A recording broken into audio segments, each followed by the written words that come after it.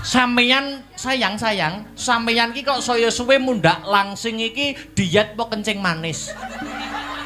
Kok ngoten to samian iki? Samian iki apa samian pean? Samian iki pikiranku ki banter. Lah samian piye, Mas? Samian. Lah kono karo kono, lah kene harus apa? Lah karo lampu. Ben kesetrum. Wah, seneng aku kesetrum. Seneng. Lah terus aku engko Ya aku yang balik karo bojoku. Iso. Lho sampean mbok batek ngono, Mas mbok batek lo taliku delokan ucul lho. kene tak benekke ben gubet gulu. Oh, enek kerise iki lho, wedi nek ketujep iki lho. Wis seneng nek ditujep. Namuni ae kok. Sapa iki panitiane? Sapa ditari. Ayo, Mbak. Sapa kuwi? Kono ndang rono aku tak karo bojoku sik sedilu. Biyuh.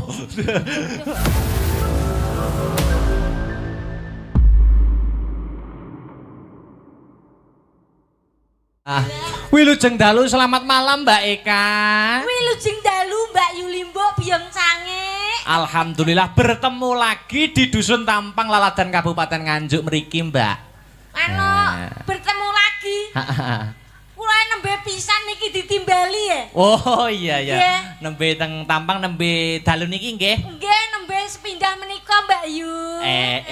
Tapi bagaimana komentarnya pada malam hari ini bisa sowan datang mriki, Mbak? Nggih, komentar kula wis ora iso guluman apa-apa aku. Wih, Nek jenenge wis sowan ana Nganjuk, piyai iki ning gatekke wayangan penonton partisipasi. Anggone le mreksani wayangan kuwi jos banget bludak sampai ngendi-endi tepuk tangan kagem panjenengan sedaya menika Bapak Ibu. Wah, luar biasa. Aku nderek sowan kene iki acara reuni halal bihalal keluarga besar Mbah Karto Dimejo. Menika. Hah? Mbah sapa? Mbah Karto Dimejo menika. Endi tadi? Lah menika nggih, sowan menika acara reuni halal bihalal. Ngosek ta, Keluarga besar Mbah Karto Dimejo. Ngosek ta. Kok bilang tamu kok mripate celalaan kan kono iki lho. Lah acarane bengi iki lah. Kuwi banere rung didukke ngono. Bodo wingi ngaten lho. Acarane bersih dusun. Kowe kaya gak gelem ngomong ya kowe ben. Sak kira acarane iki halal bihalal. Keluarga Mbah Karto Dimejo. Bersih dusun. Bersih dusun. Mereka wonten Tampang nggih Mbak Yu. Nggih, dusun. Menika mung dusun ning bisa membuat acara yang begini meriahnya. Spektakuler. Luar biasa. Mergo disembadani tenan. Warga masyarakate nyawiji dadi siji. Kompak banget nyukuri sing dadi nikmate. Apa sing wis diparing dening Gusti Allah dinikmati, disyukuri, diwujudke bengi iki nganakake bersih dusun. Nggih. Mula ngaturke uluk salam perkenalan kan jari nembe pisan iki to nggih. Nggih, nembe sepindah menika Mbak Yu. Uluk salam sik perkenalan jajal kaya ngopo. Wilujeng dalu bapak-bapak ibu lan adik-adik Mbak Yu, rencang-rencang kula sedayanipun. Derek tetepangan menika kula Eka karo sing ngendang coba ben awake dhewe rada enek chemistry Mas. Heeh. Ndang tak ndang. Ya biasane anggere karo sing kendang ini kan enek sambungane. Oh nggih nggih. Nggih, dibaleni ya. Oh nggih. Wilujeng dalu bapak-bapak nas saha ibu-ibu sedanipun derek tetepangan menika kula Eka. Uget-uget. Oh, dasar baleni neh, Mbak, baleni neh. Rada dibaleni kok menawa uget-ugete kurang jelas saka kono kan bodiku ki nek disawang lencer kuning nemu piring ngono lho. Walah. Wong dedeke semeter kotor ngono wae, Dik. Lha nek kotor ya disaponi. Maksudnya ya mending lah. Oh iya. Wanita kok semeter kotor. Heeh. Ngono kuwi sing tekan sing mirsani tekan kono aduh, ndi to Mbak Eka kok wis ngadeg kok panggah lungguh ae saking ora ketoke. Omong ngono to, omong ngono. Aku iki wedi lek ayu-ayupen ngono. Dadi memang bodiku tak setel ndoprok ngene. Dadi lek ayu-ayupen kuwi malah gempang gilap, pusing aku njegur kalenan piye? Aduh. Aduh. Ayo. Namane sapa namane? Jalan lagi ya. Wilujeng dalu para tamu ingkang sami lelenggahan. Nderek tetepangan menika kula Eka. Uget. Oh, ngono kuwi mau sore apa ya mbok anu sik mbok kencani sik sing ngendang kuwi mengko iso. Kyai tanggap cerdas lho penabuh penyon kok ngrawit sing cerdas. Saged kluget uget. Heeh, dadi nek sinden pawakan uler ngene iki langsung piye carane wis langsung senambungan ngono. Oh iya. Heeh. Ngerti, makasih. Alah. Wis ngasih. Ngaturke panuwun terima kasih. Terima kasih sanget. Kula sampun ditimbali nderek sowan wonten Tampang menika lho, Kang. Kok Kang Mbak Yu. Iya. Mbak Yu, mong sagete nderek ndedonga. Ndonga napa, Jeng? Ya sing dadi petani. Muga-muga asile saya melimpah kathah ya ta. Amin. Sing pegawe ya semono uga asile ya kathah melimpah. Karere saya melejit. Heeh. Terus sing dadi PNS ngono kuwi barang. Penitipan sepeda. PNS pegawai negeri sipil. Lah ya kuwi tapi kan enek sing nitip sepeda, lek ora enek sing parkir lho, sing jaga sapa? Montore ilang. Nah, ya. PNS muga-muga ya saya melejit karire ya ta. Penitipan sepeda. Iya. Muga-muga akeh sing parkir. Akeh sing parkir. Heeh. Sing isih jomblo didongake. Sing jomblo muga-muga ndang entuk pacar, ndang entuk jodoh ya ta. Sing urung duwe putra, sing urung kagungan putra, ndang oleh putra. Sing gerah ndang enggal waras sehat kaya wingi-uni. Amin. Sing wis duwe bojo ya ndang duwe anak ngono lho, duwe anak. Nggih. Sing duwe utang, muga-muga sing ngutangi lali. Sing duwe utang ya gagele ndang iso nyaur lunas. Amin, amin nggih Pak Bu nggih. Nggih. Sing banter dhewe ketara akeh mesti. Wah luar biasa niki ngaturaken panuwun dumateng Pak Wo utawi Pak Kasun nggih to. Pak Kasun menika nggih lenggah nggih Kang. Nggih, ugi Bapak Ketua Panitia. Bapak Ketua Panitia menika Bapak sinten? Pak Anang Triyanto. Pak Anang Triyanto. Nggih, Pak Anang wau sonten nggih paring dawuh sambutan nggih. Nika warga masyarakat sing ditenggo jenengan. Oh, upama Mbak Eka uget-uget ora iso tanggal iki, wayangan ora mungkin iso dumadi. Waduh, aku sinden kok sajen. Lah sinden kok kaya umume ae to.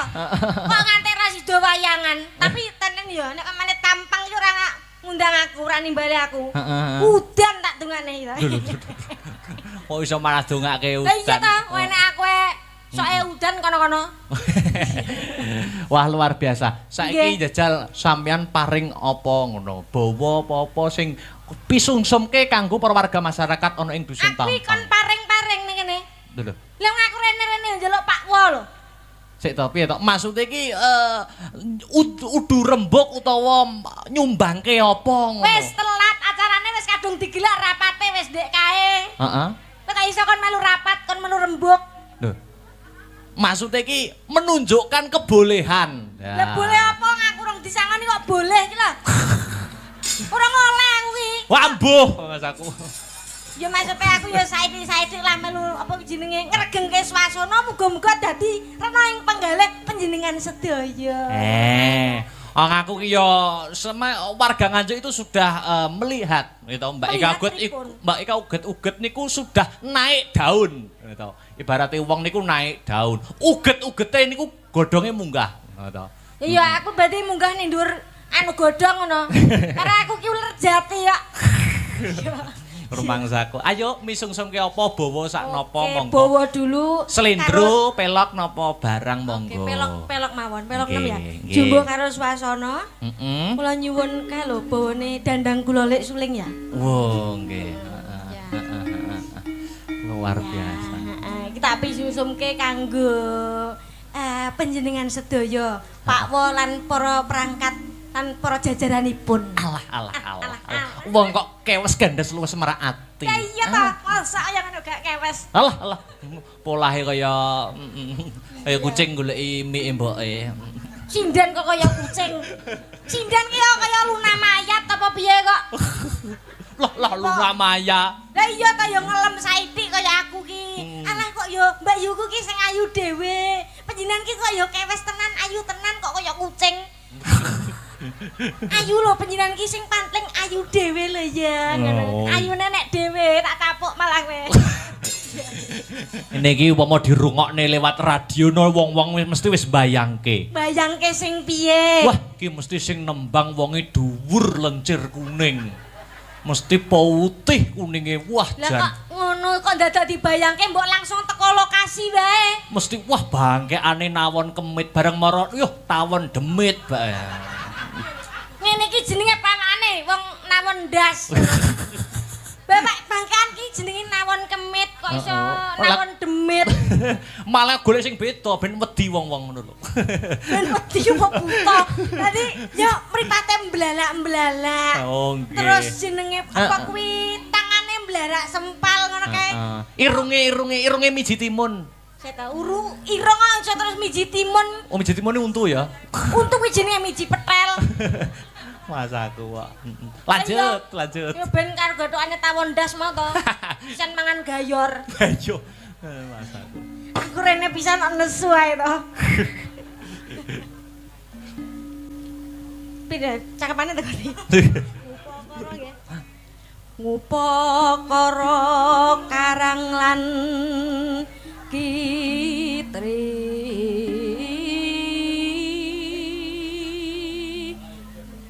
Lah nggih pinuti murih becike kok ngupakara karang lan kitri. Ben murih buniti becike niku lho, Mbak. Ya dijujuk Mas. Rene to, aku ki aja omong ae, lali aku. Ya ngono kuwi mengetes konsentrasi ngono. Nek dijak omong ya jal lagune jek eling ora ya kon ndi mau ngono lho. Ngetes kamu arep ngomong agak ndi utek to. Ora, sik sampean iki cerdas ngono lho. Iya. Cerdas ki encer nggo ndas. Dadi mili teko kuping. Kowe kopok.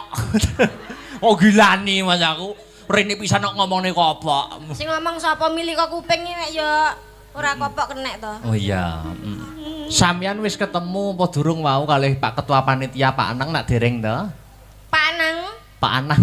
Udah dereng. Oh dereng nggih mengko kepethuk. Lah mengke mbok menawi diaturi tindak wonten panggung. Heeh. Kersa ta? Oh kersa no. Kersa genah kene iki padang jagatku. Malah sampeyan aku mengentuk paring dawuh. Pripun? Pak Anang kalih benjing wayangan pagi selesai. Nggih. Ya toh jenengan ora entuk kundur dhisik. Aduh aku arti wae bebunga apa iki? Arepe nggo seret-seretan anake Pak Anang. Anake tak tapuk malah.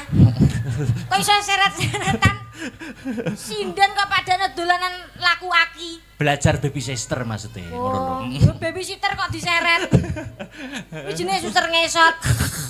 Mangsaku, iki ana Mbak Mary. Mbak Mary. Mbak Mary menika asli Nganjuk. Lah kok isone Mary iki apa beda karo kancane? Aja dibeda to ben ora Mary.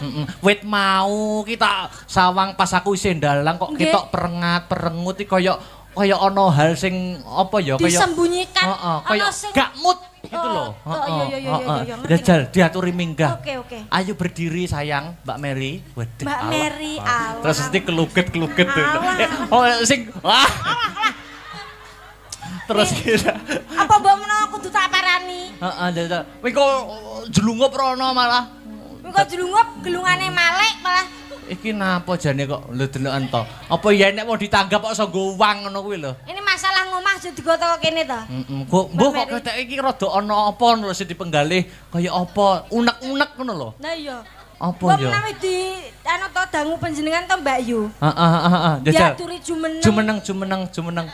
Loh, sajake nyawang aku wae iki wis sebelah mata lho. Kaya piye aku iki jane ora piye-piye kok melu perkara iki.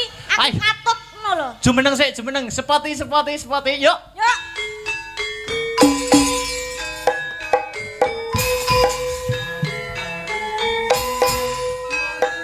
Ayo. Yuk.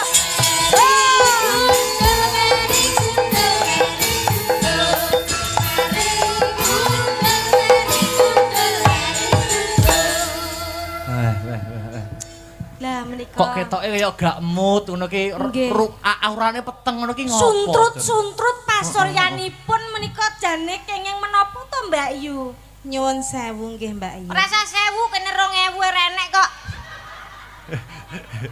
Tegese niku napa niku ukara sing biasanipun saderenge matur ngoten niku kersane tidak menyakiti hati seseorang. Lah aku patone ora mok cokot aku gak sakit kok. Aku ora tau nyokot. Lah dilat Aku melu kowe lho, Pak. Aku bocahmu pokoke. Nyuwun sewu Byong Cangik Mbak Lintang. Wedhe ya nek ngono. Kados pundi? Apa to jane apa? Ngene kok ora oleh nesu dari segi spot pun sudah berbeda. Piye maksudnya? Mbak Yu Eka wau spot perahu layar seneng bunga. Aku munggah kaya gundul-gundul pacul. Ngono wi piye to rasane atimu ngono? Aku ki mbok anggap ban cinde ban ciladan pilih kasih begitu to. Ya iya to, Mas yo aku ora muni ngono kuwi audien itu sudah tahu dan sudah membuktikan. Sikape panjenengan wis beda karo aku. Padahal aku pertama kesini sampai tahun kemarin itu ngajaki sampean terus. Iya, saiki mbasa enek tengu iki. Sing tengu sing ndi? Niki. Sing iki. Iki gak tengu iki jenenge gurem. Dadi luwih ngateli. Tapi enak tengu sabone kathok. Weh! Wong edan. Lah gurem sabone pitik. Gak penak. Walah. Piye? Lah nek pitik kuwi ya bermanfaat lho. Piye? Apa nek pitik ra iso mangan ayam goreng lho. Bisa. Apa? Gambar. Lah masa sindan mangani gambar. Lah ki jene gurem apa piye kok mangani gambar? Rayap ya, rayap. Ngene iki to. Idamane jenengani sakniki ngeten iki. Idolane jenengani sakniki ngeten iki. Biasane wayangan tahun-tahun kepungkur Mbak Eka. Biasane lagi teko langsung jujuk. Pak Wo nyuwalami Pak Wo, Pak Anang ngoten niku. Iki langsung jujuk panggung ngono kok brek langsung koyo gak mood banget gitu loh. Langsung sledot ora prok ngono ta. Aku biar roh, wong aku linggo ning kene lah mau tinde. Sik geser ngono. Aku ya panggang ngene. Sesek aku ngono to. Masane. Sepas sampean bawa Makane dupa aku ki tamu ning kene. Pas sampean bawa mau Mbak Mary madeguri karo ngrasani ngene. Piye? Kuwi cengkokku kuwi. Cengkokku dingge. Anggepe apa sinden kenyih ngono. Ngono kuwi. Aku wis gawa uyah ke omah. Padahal aku ulo ngono. Wah sinen nak gawa uyah. Ora ngonone Mbak Yu. Niki wau banere ae ya wis kleru. Piye? Sik to, ager melok aku sing diurus banner. Banere piye Nek banere? pisan pindho ora masalah nglarani atiku. Iya. Iki wis bolak-balik. Lah piye kesel? Enek ingsun yo gambarku yo ora tau dipajang. Dupeh aku yo mung timun nggo suku. Loh kah, penonton itu sudah tahu Mbak Mary karo Dalang Akbar itu senasib serumpun sepenanggungan. Jare sapa? Di mana ada Mas Akbar di situ ada Mbak Mary begitu loh. Sampean gak ngono Mang, pas enek ngenekane sampean gak ngono lho Mas. Piye nek aku yo gak ngombe kono ngono. Basa saiki enek ngenek enggrek sampean piye ngono. Ngenek matane. Ngenek apa? Ngene iki selerane sampean iki ngene iki. Ngene iki ben piye cilik ngene ben iso diuncal-uncalne apa piye? Hei.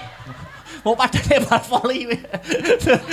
Assalamualaikum salam. Ana ning aku sering nek regane tak muleh. Woi. Urusanmu keluargamu rampungno sik lho karo. Sampeyan iki jane ya paham ya ngerti lho Mbak Yu.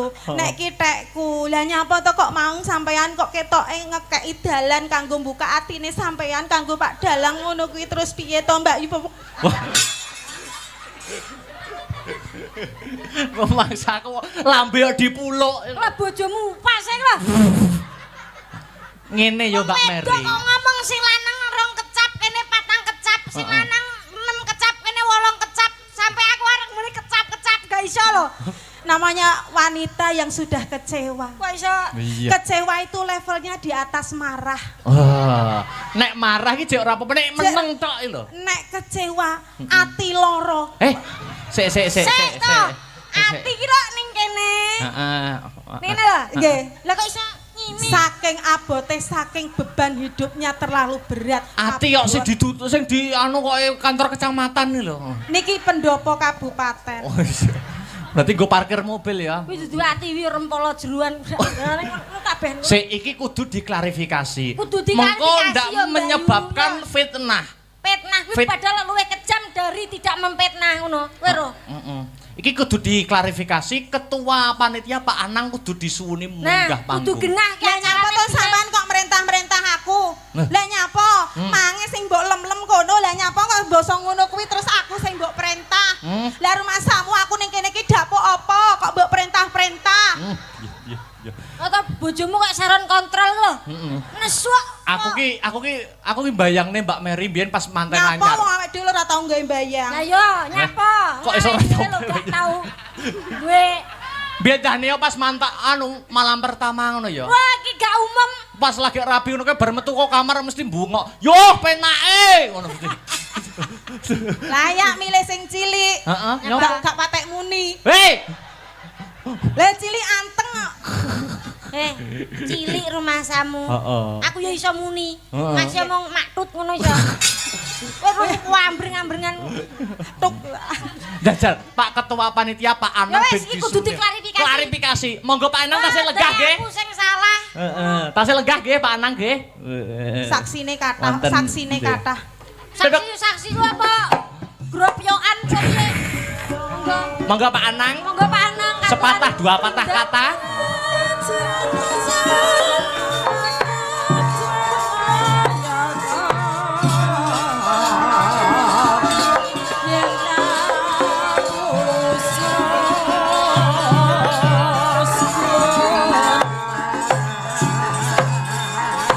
Pak Anang. Monggo Pak Anang aturan Pak Ketua Panitia.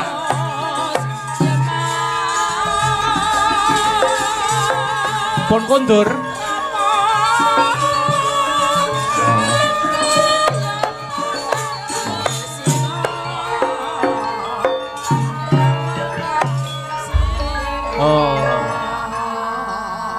Pak Anang kono. Saya tahu.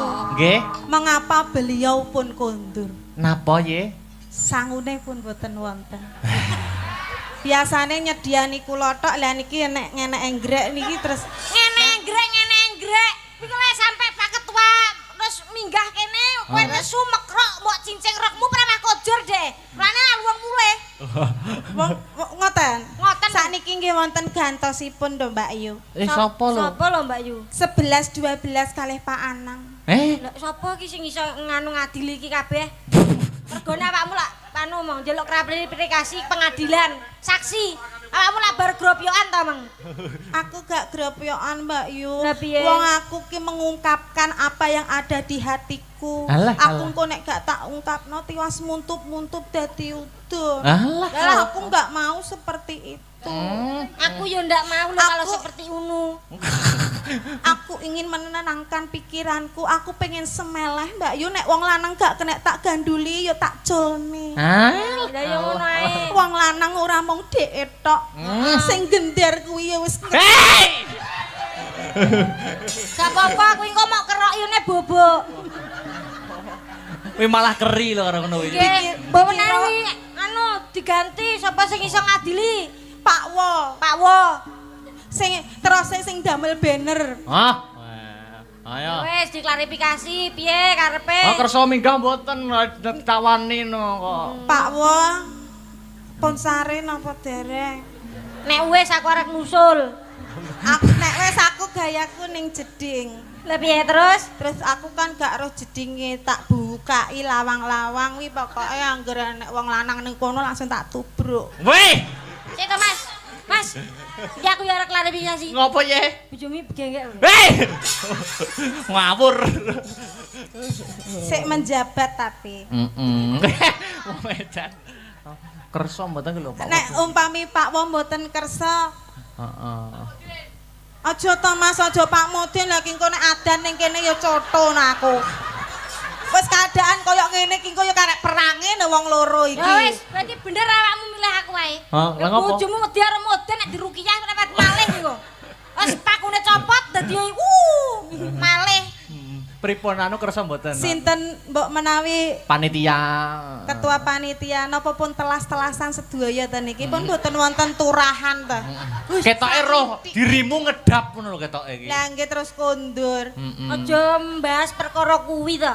Napa to Mbak Yu? Aku Aku lho gak bahas apa-apa lek sampean mikire kok sampai sakmono men ya aja sampai ngono to yo awake dhewe iki wong seni ngene iki ora tau mengharap ngono-ngono kuwi ge apa lo ngono-ngono kuwi wong awake dhewe iki. Bojomu nek gak diungkret ngono piye to jene? Ya wis ngono kuwi kaya silir pitik. Iku lek tanganku sedina tak nyunyuk nek kono terus. Lah iki lho nyedaki iki lho. Aduh. Aduh. Sampeyan sayang, sampeyan ki kok saya suwe mundak langsing iki diet apa kencing manis? Kok ngoten to samian iki? Samian iki apa samian pean? Samian iki pikiranku ki banter. Lah samian piye, Mas? Hai. Samian. Lah kono karo kono lah kene harus apa? Kono karo lampu. Ben kesetrum. Wah, seneng nek aku kesetrum. Seneng. Lah terus aku engko Ya aku yang balik karo bojoku. Iso. Lho sampean mbok batek ngono, Mas mbok batek lo taliku delokan ucul lho. Enek tak benekke ben ngubet gulu. Oh, enek kerise iki lho, wedi nek ketujep iki lho. Wis seneng nek ditujep. Namuni ae kok. Sapa iki panitiane? Sapa ditari. Ayo Mbak, sapa kuwi? Kono ndang rono aku tak karo bojoku sik sedih lho. Biyuh. Karo wong kangen. Biyuh. Wong kangen iki ngono kuwi ta? Heeh, lho aku lho ya pengen ngalem-ngalem, pengen manja-manja. Tak dulang purun, tak dulang purun. Purun no, Mas. Nganggo sikil ya, nganggo sikil. Nganggo sikil to, Mas. Yang gawe sekrop. Aku tak mlebu kotak suwe-suwe. Ya aja ngono to Mas, bojomu kula dulangan nganggo angkong ngono lho. Ayo sapa? Sinten nek mboten wonten nggih bar mawon. Hei.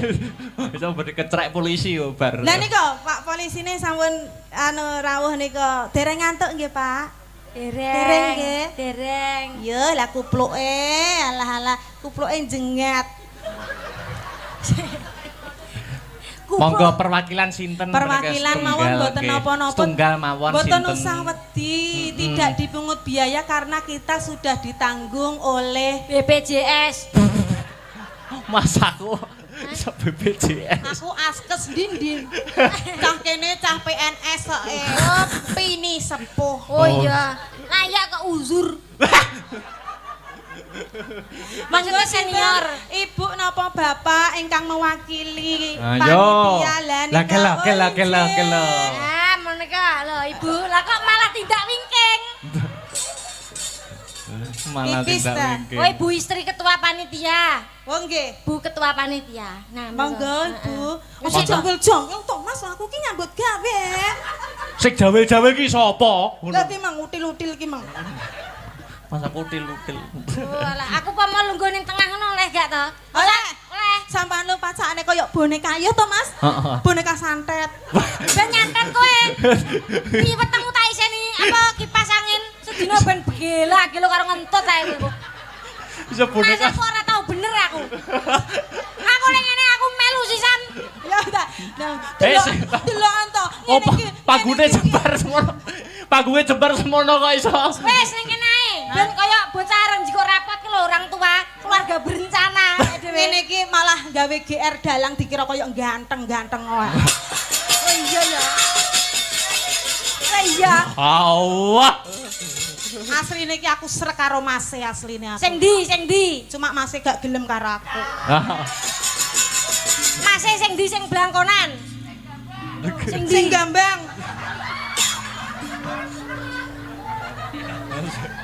Malah penak lho ditipasi tok turu pisan. Mbah, nyuwun sewu jenengan kan riyen ngefan kali kula. Mbok soroh ngeten iki jenengan kula napa niki?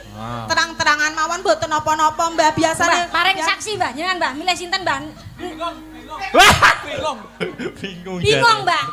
Ya apike bingung wae Mbah wong iki padha sentete kok. Piye, Ibu ketua panitia apa? Sapa mau? Nggih wau nambah tindak wonten pingking ya repot-repot ki ya ngapa to, Bu? Lah nggih pun to, mboten usah-usah. Loh, Malah tak isa-isa. kira kowe iki arek piye ngono kok isa-isa? Suwi. Sinten? Yo nembang. Nek karo ngenteni Ibu panitia. Apa sampean apa piye munggah? Ayo Rene, tak atasi pisan kene. Wei. Aku ngene iki ono surasa dijarak ya. Liwat tak lewek tenan. Wei.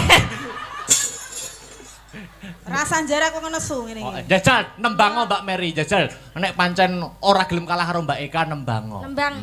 Karo ngenteni Bupati Nitya. Heeh. Malah Sinden kok nganggo jegok barang. Aku ya mau kalah kono hewan uget-uget aku ya kirik no. Aku ya mau kalah rada gedhi kok aku. Mas esuk-esuk diri-cari-cari ya. Weh. Wadane. Ayo. Niki anu mawon pelok. Aku ya mau kalah. Bawono. Nggih. Ini tembang mewakili perasaan dan kelakuane dalang. Weh lah. Iki lho. Mbak Mary arep nembang sing liwat truk. Yo. Bawa. Rasa cemburu mosok penggendar ya arep mbok lirik. Ora aku pokoke wis ora bakal wani wis. Masa aku mimik, Mas. Mimik, Mas. Lah mimik yo karek ngejok dhewe to. Lah aku lho ya pengen aku ndang Mas mimiki, Mas. Sing mimiki aku. Mana? Sik Mas. Tak jikono campurane oli karo solar ning mburi. Mbok kira apa pespa apa piye kok? Lah mimik karo mimik lho. Nah yo. Saman buka, Mas. Biyo ora kulino buka dhewe ta. Kok mimikno.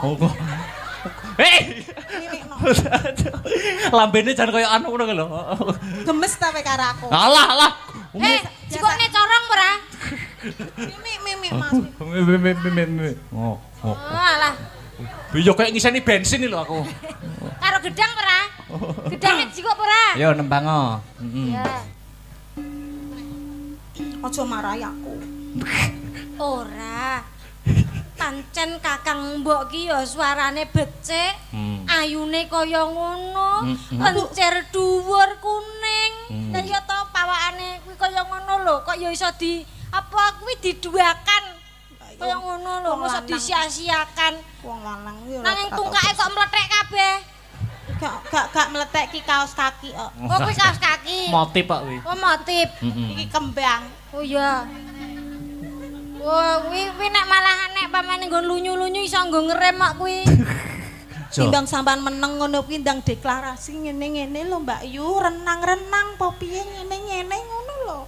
Renang-renang rumasane penyu apa piye kok iso. Kene iki nggatekke marang suaramu lho. Suaramu ki yo pancen becik ya to. Sliraimu ki pancen wis ora kena di kok raciwake. Kok raekno aku lho. Anu sliramu ki pancen wis ora kena dikuciwake meneh. Wis handal dalam berbagai macam bidang ngono lho. Memang aku pancen andalan lho Mbak. Hei. Andalan. Ya sak dhuwure andal. Lha kok sampe ngondol. Andalan. Waduh. Ya. Badhe teng pundi Bapak Ibu? Yasinan.